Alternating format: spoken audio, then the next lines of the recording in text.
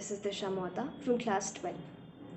It took an entire pandemic to make us realize the age old maxim health is wealth.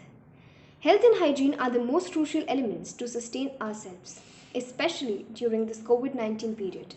The nationwide lockdown to tackle this pandemic had closed over 1.5 million schools and impacted 24 crore students all across India, thereby immensely hindering their development. Even though we are at a standstill right now, yet we must learn to move on and grow, for development is the motto of life. Therefore, everything must get back to the normal stages of functioning under the new normal, following various precautions intrinsic to the new normal era. When it comes to how I feel as a student when I hear about getting back to school, it's like I'm really excited, but at the same time, it also scares me.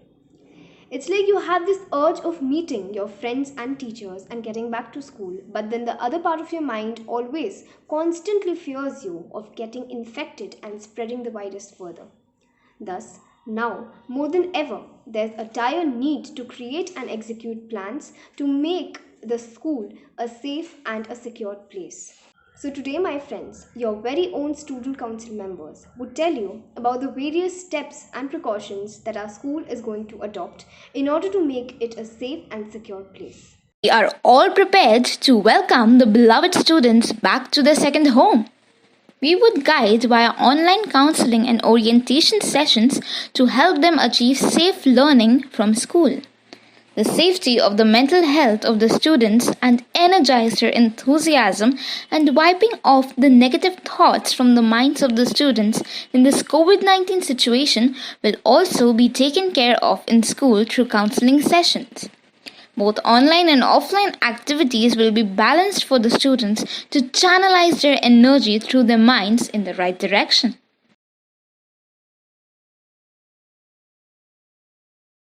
Hello everyone, this is Alia Imtiaz and today I'm going to brief you about the health and sanitation practices we would implement in school.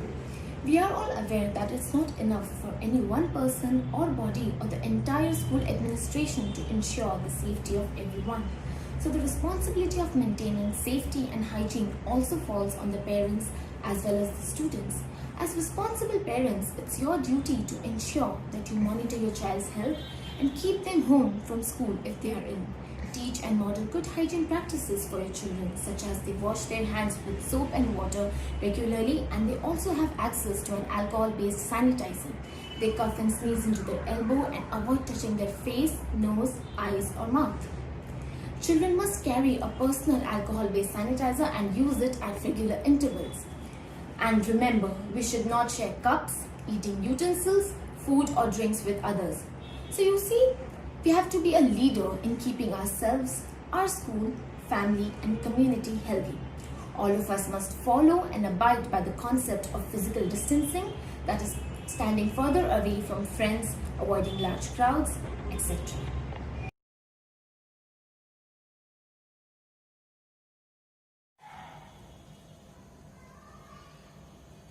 I will now share with you the do's and don'ts for students, parents and staff members while traveling in the school bus.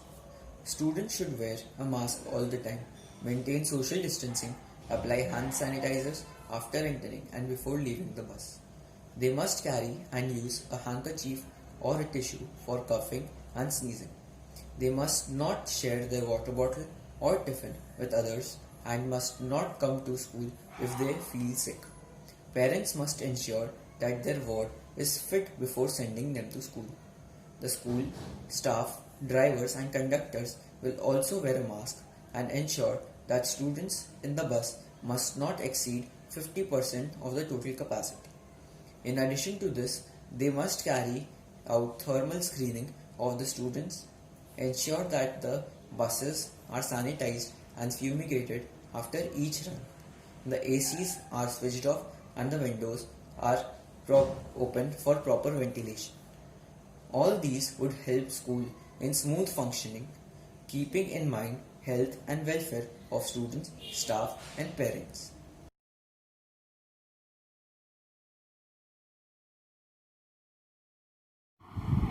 There are several negative effects of cyberbullying. NCERT and UNESCO 2020 have come up with a manual, Safe Online Learning in Times of COVID-19, which enlists several do's and don'ts to ensure cyber well-being and security. The do's include creating a strong password according to password guidelines and frequently changing passwords to prevent misuse. Communicating only with known people and being careful while posting photographs, videos, and any sensitive information on websites, as they leave digital footprints which stay online forever. The don'ts include: do not reveal your password to anyone other than your parent or guardian. Do not reveal personal information like age, address, phone number, school name, etc., as this can lead to identity theft. Do not post anything which can hurt the feelings of others, and refrain from posting your friends' information on networking sites which can put them at risk. Following these steps would ensure that online bullying is prevented, which affects the system of education and the system of imparting knowledge.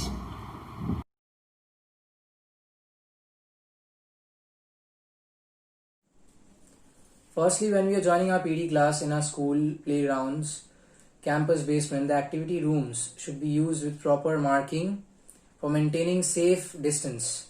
Sports monitors from each class must interact with the sports captain regularly and of course with our PD teacher. The sports areas of our school would be disinfected at specific intervals of time. Limited students will be allowed in the play field, and the record of each day will be maintained by the sports monitors of the respective classes. The sports activities such as running, freehand exercises and yoga should be started, keeping safe distance from one another. Every student should use sanitizer to maintain proper hygiene, and we should take care of all of us and others, keeping ourselves healthy and clean, which will ensure the well-being of others.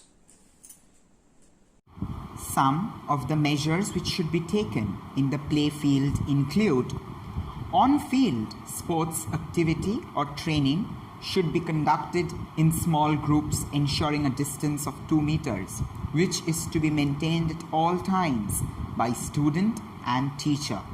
Any training equipment or playing equipment should be disinfected before the next class, and students should only be allowed to use personal equipments including utilities like towels, water bottles, etc.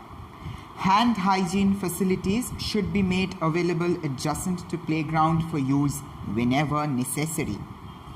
For non-contact sports, like individual sports with no requirement for physical contact during the play, should be encouraged, like table tennis, badminton, yoga, aerobics, freehand exercise, rope skipping, etc. There should be a constant communication with sports person problem related to their health, and first aid kit should be available in the play field always. There should be avoidance of physical contact of any form, and note should be taken from the parents. Also, no eatables should be allowed into the playground. I guess it is not so surprising why I'm wearing a mask. After all, a person needs 4 basic things in this new normal: roti, kapda, makan, and of course a mask. But do you know how and from where did this mask concept emerged? Let me tell you. The earliest recorded mask face-like objects in history date to the 6th century BC. Some images of people wearing cloth over their mouths were found on the doors of Persian tombs. In China, a kind of scarf woven with silk and gold threads from the Yuan dynasty is believed to be the earliest item in China that is similar to today's face masks. According to the record of Marco Polo, servants who served the emperor during meals needed to wear silk scarves to cover their mouths and noses. It was believed that the silk scarves would keep the servants' breath from impacting the smell and taste of the food. Famous painter like Leonardo da Vinci proposed soaking cloth in water and placing it on his face in order to filter out toxic chemicals coming from people's respiratory systems. And this effective method is still widely used in fire escape guides till today. Now, let's talk of the designs. The design of the mask took a big step forward in the 19th century. In 1848, the mask made by American Lewis Hasley for miners obtained the first patent for protective masks, which was a milestone in the history of face masks. In 1861, French biologist, microbiologist and chemist Louis Pasteur proved the presence of bacteria in the air, which made more people pay attention to the design of modern masks.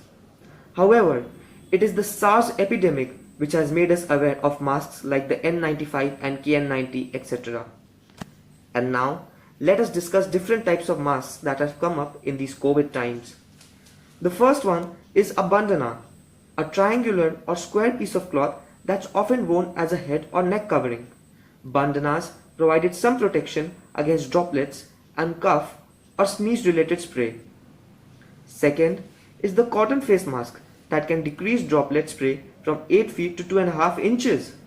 The effectiveness of such a homemade cloth face mask largely depends upon its construction. Third, the numerous online tutorials show how to craft a face mask from an old t-shirt. Effective, isn't it? T-shirt masks are cheap and easy to make, but they are not the most effective. They are comfortable, as the slightly stretchy material conforms to the face. The effectiveness of a store-bought cloth mask will depend on its construction. A typical cloth face mask is probably at least 50% protective, while high-quality masks could be 80 to 95% protective. Outdoors enthusiasts often have neck gaiters, essentially a tube of fabric that is worn around the neck and can be pulled up or down as needed to protect the face and neck, or a balaclavas, which is a tight-fitting garment that covers the head and the neck on hand. These can be used as mouth and nose coverings and may provide some protection against spread of the novel coronavirus. Next, they are primarily intended to stop droplets, sprays and splatters, and studies have shown that diligently wearing surgical masks in public spaces can significantly reduce the spread of respiratory infection.